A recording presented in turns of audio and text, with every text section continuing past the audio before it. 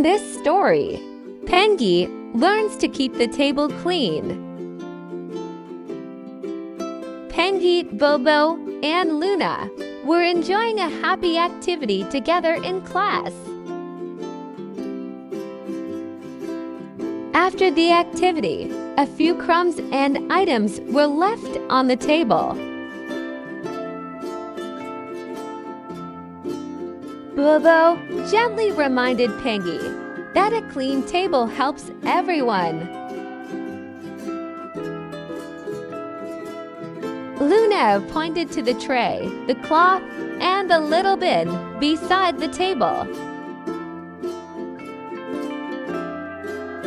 First, Pengi put the napkin in the bin and returned the crayons to the tray.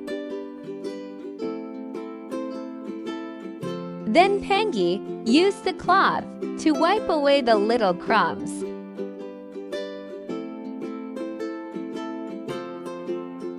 Pengi put the cloth back neatly and checked the clean table.